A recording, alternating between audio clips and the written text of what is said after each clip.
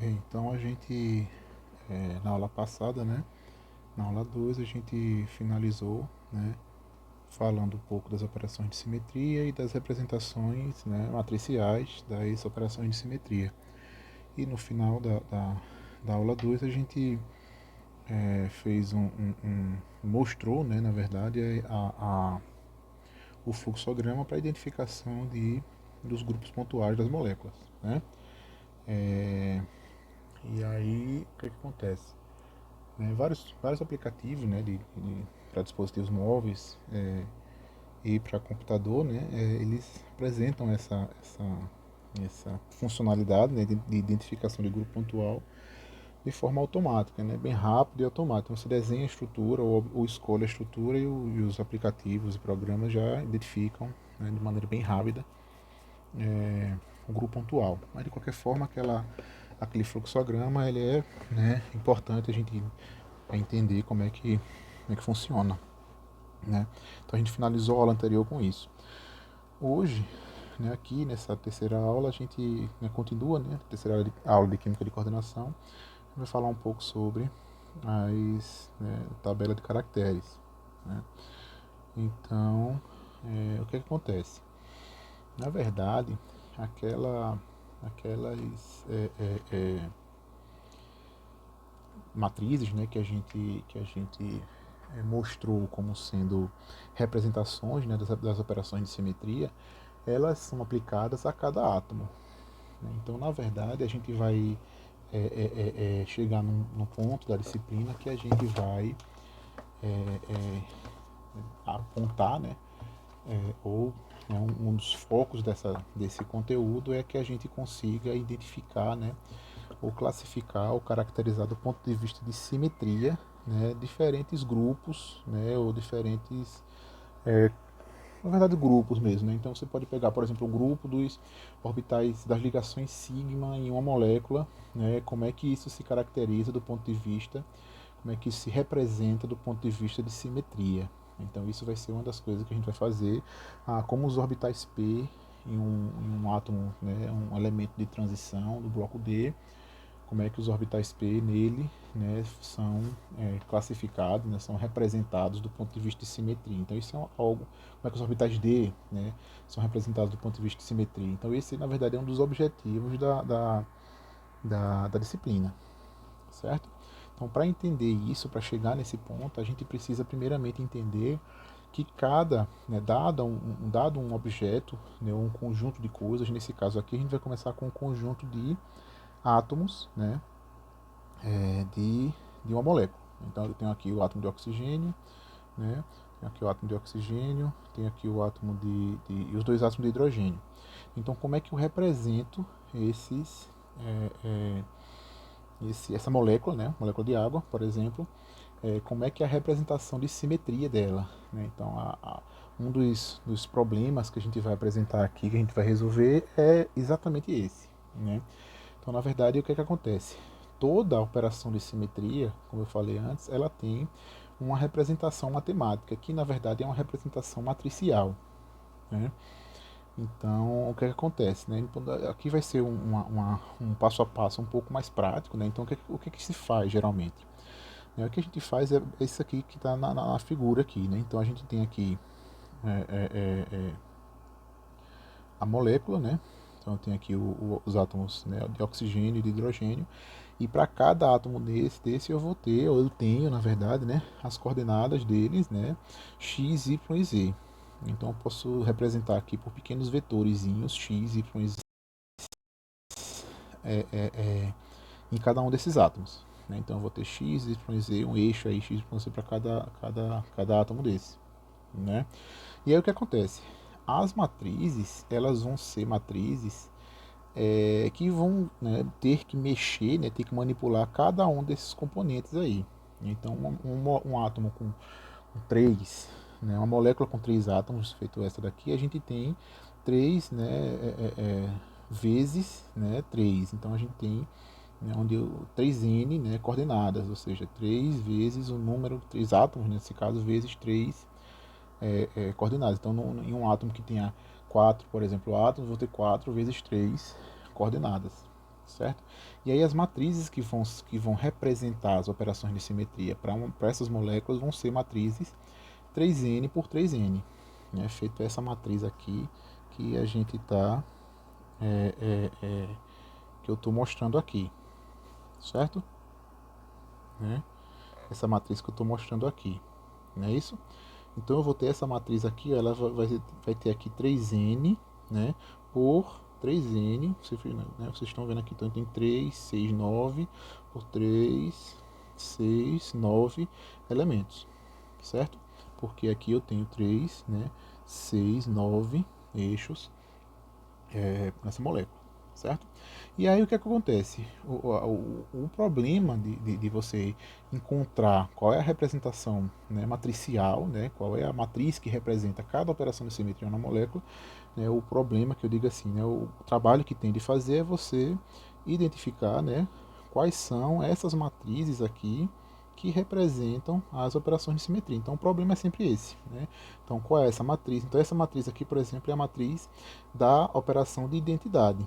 Então ela tem 3N por 3N e aqui eu tenho, ó, todas as coordenadas, né, dos átomos, né, que compõem essa molécula. Então eu vou ter aqui essas coordenadas, essa matriz ela vai atuar nessas coordenadas, então eu vou ter 1 vezes esse, mais 0 vezes esse, mais 0 vezes esse, 0 vezes esse, e assim por diante.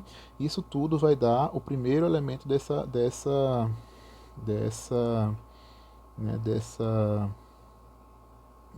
vetor coluna, né, resultado, certo? Né? E assim por diante. Então vocês vão ver que dessa forma aqui, com essa matriz aqui, né, como ela é uma matriz de identidade, ou seja, matriz unitária, né, diagonal, né, unitária, vocês vão ver que esse vetor aqui ele vai se repetir aqui.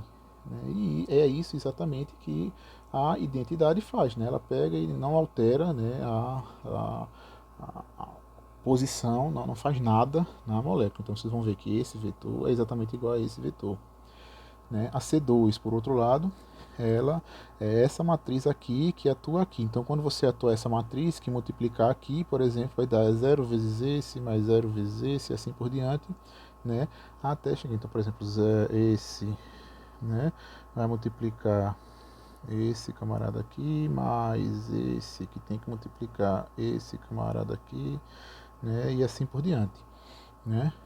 Esse daqui que tem que multiplicar esse camarada aqui, e a soma disso tudo vai dar esse primeiro elemento. Só que se vocês forem ver, todo mundo é zero aqui. O único que nessa matriz aqui faz com que a contribuição única seja de menos, né, esse cidadão aqui. Então, no fim das, desculpem, menos esse daqui. Então, no fim das contas, o que vai ficar ali é menos x2, x do H2. Então, onde era, né, a gente pode dizer que fica dessa forma, né? Onde era x de H1, agora vai ser menos x de H2. E assim por diante. Né?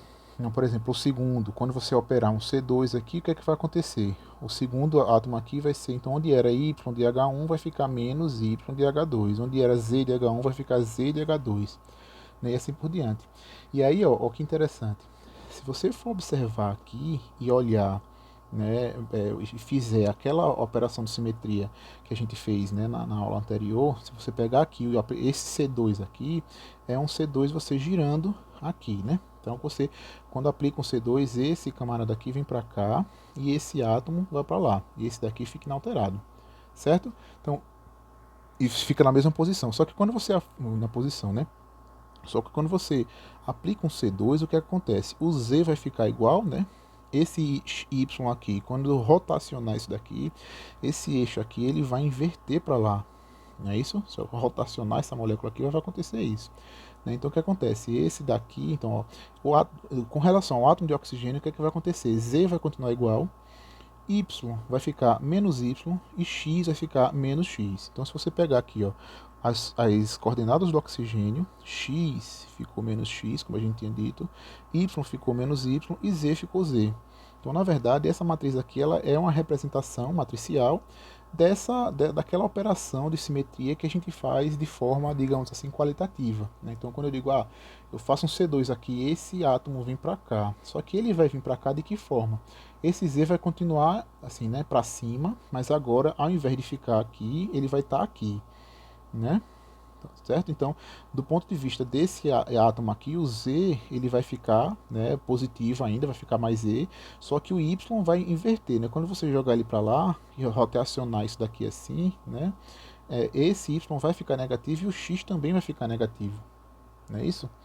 Né? E além disso, ele vai ficar no lugar desse. Então, enfim, onde tem, por exemplo, se esse aqui for o hidrogênio 1, nesse aqui for o hidrogênio 2, ele vai ficar, o Z dele vai ser agora esse Z aqui, ou seja, o Z do hidrogênio 2 vai ser o Z do hidrogênio 1, Y de 1, 2 vai ser menos Y de 1, né? E X vai ser menos X de 1. Então, por isso que tem essa inversão aqui.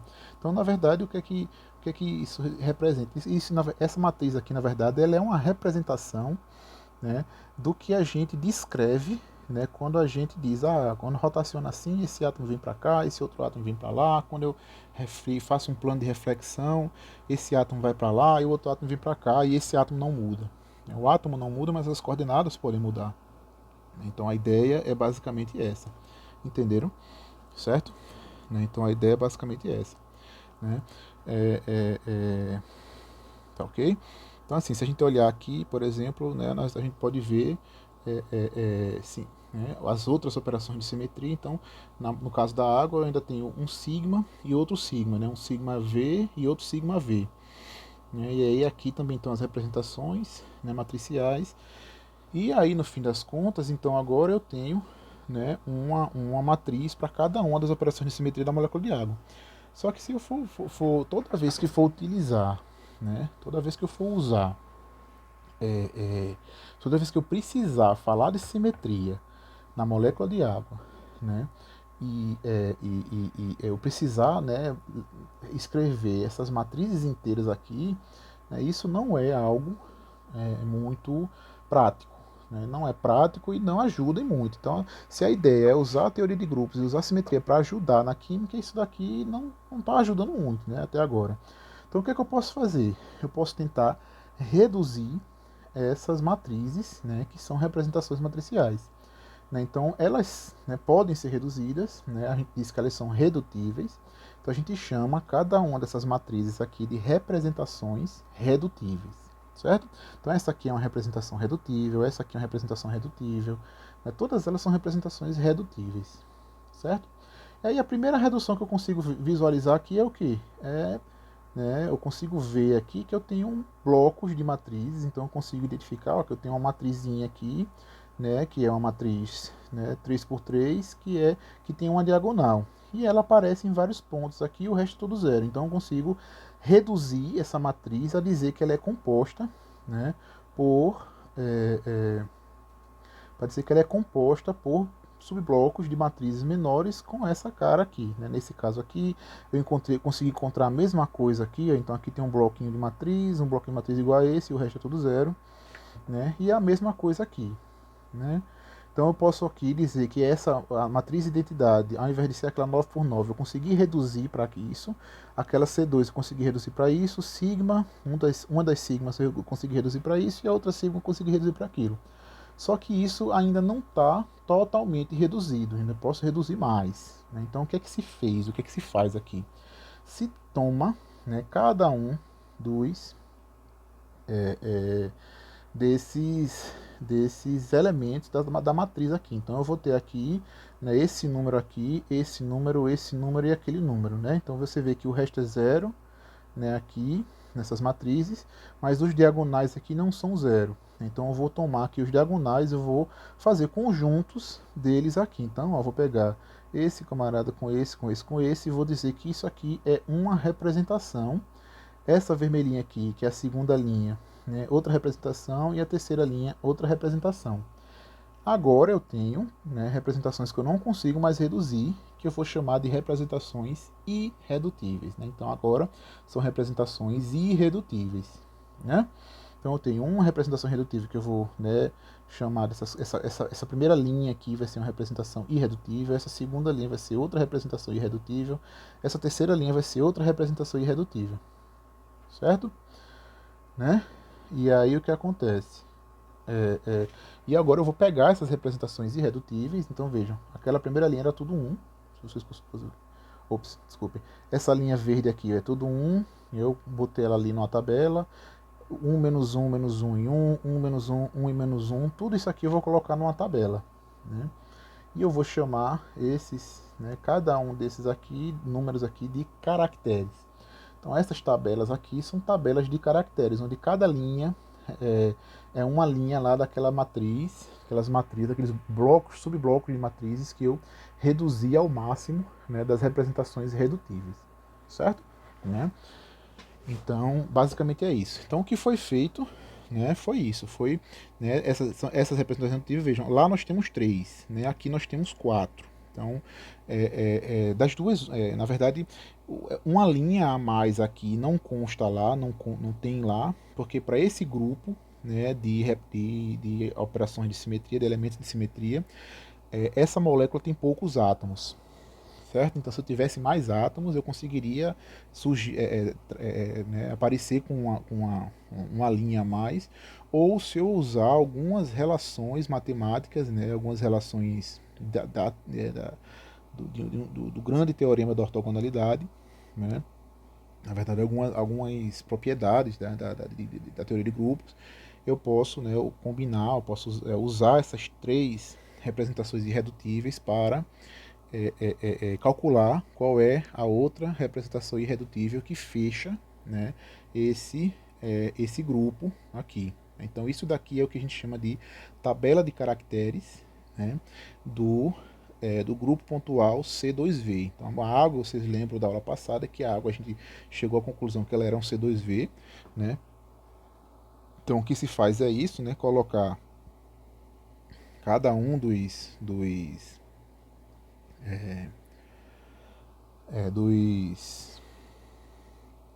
das operações de simetria, né, dos elementos de simetria, desculpem aqui, né, listar eles aqui e colocar os seus caracteres aqui, né, e para cada linha dessa eu chamo, né, com um rótulo aqui, né.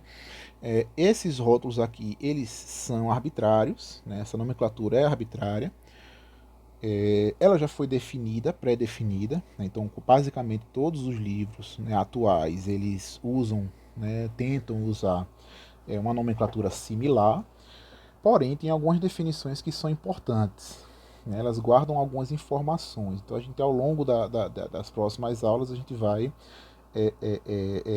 falar, né, algumas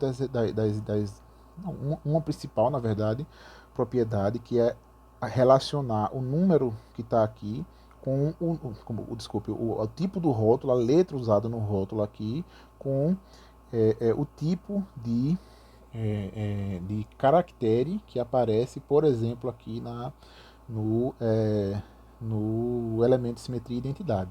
Então isso é uma propriedade importante que a gente vai ver posteriormente. Então esse número aqui ele tem uma representação, ele representa alguma coisa, né? Tem uma interpretação, ele guarda informação sobre o que a gente está estudando, né, do ponto de vista de simetria, certo? Então basicamente é isso. O que a gente vai fazer, alguns exemplos agora, é como utilizar, né, isso daqui. E aqui, ó, depois da tabela de caracteres, depois dos caracteres, né, em cada linha aqui a gente tem algumas coisas, né, que na verdade é o resumo, né, da simetria de algumas coisas. Então, por exemplo, isso aqui é a representação, né, de simetria de algumas coisas. Então, tudo que, por exemplo, o eixo Z, os eixos cartesianos, né, x, y e z, eles nessa simetria C2V, eles têm essa representação. Então, o Z ele é representado por uma A1, né, o x por uma B1 e o y por uma B2. Então a gente vai entender exatamente o que é que significa isso aqui. Então, x, y, z eles representam isso, né? É uma representação irredutível das coordenadas cartesianas, e tudo que se assemelhar ou que tiver a mesma, né, característica das coordenadas cartesianas. Por exemplo, orbitais P. Então você tem um orbital PX, né? Um orbital na direção do eixo x, um orbital na direção do eixo y, PY, um orbital na direção do eixo z. Então eles têm a mesma representação de simetria do que os eixos cartesianos, que é A1, B1 e B2. Né? O operador de polo elétrico, então tudo que tiver, que for uma grandeza vetorial, né, em 3 dimensões, vai ter essa mesmo tipo de representação de simetria. Então, por isso que é interessante a tabela de caracteres, né? Você pode estudar, né, do ponto de vista de simetria, né? Ou seja, você pode achar a representação de simetria de diferentes, né, conjuntos. Então, você pode escolher o conjunto dos eixos cartesianos, você pode escolher o conjunto dos orbitais P, né? Você pode obter o conjunto dos orbitais D, o conjunto dos orbitais F. Você pode, né? Então, as possibilidades são enormes, né? Certo? E aqui tem outras representações. Então, esses R, X, RY, RZ aqui é a representação nesse grupo pontual das rotações, né, dessa molécula. E esse XX, né, X2, Y2Z2, XY, esses elementos aqui que tem, né, aparecem, né, uma multiplicação entre dois termos, né, produtos binários de coordenadas, por exemplo, tudo que for a combinação né, binária de coordenadas. Então, por exemplo, os orbitais D, em coordenadas, importante salientar, em coordenadas cartesianas, tem essas representações, nesse caso aqui, né? Então, cada tabela de caracteres, né, diferente vai ser associada a um grupo pontual distinto. Então, essa representação, todas essas representações aqui, elas só fazem sentido para esse grupo pontual. Mudou o grupo pontual, mudou como x, y, z se representa, né? Como ele é representado nas representações irredutíveis e assim por diante. Certo? Né? Então, para vocês começarem a se acostumar com a nomenclatura, é basicamente isso. Né? Então, essa linha aqui, cada número desse é o que a gente chama de caractere. Cada linha dessa é uma representação irredutível, né, que tem esse símbolo aqui. Então, essa é uma representação irredutível, essa é outra representação irredutível, essa é outra e essa é outra. Nesse caso aqui, esse grupo C2V tem 4 representações irredutíveis. Tá ok? Né? Então, a coisa funciona dessa forma. Certo? E aí, vejam só. Existe um teorema, um conjunto, na verdade, de regras e de propriedades. Não se resume somente a isso daqui, essas duas coisas que eu vou mostrar aqui, né, mas essas são as que a gente vai utilizar mais, né, e são, né, na verdade, o resumo aí, né, enfim, em suma, o teorema da grande ortogonalidade nos traz, certo? Então, o que é que acontece? Eu vou fazer o seguinte, eu vou finalizar essa apresentação agora, essa aula agora, e a próxima aula eu começo falando sobre o teorema da grande ortogonalidade. Tá ok? Então, até a próxima.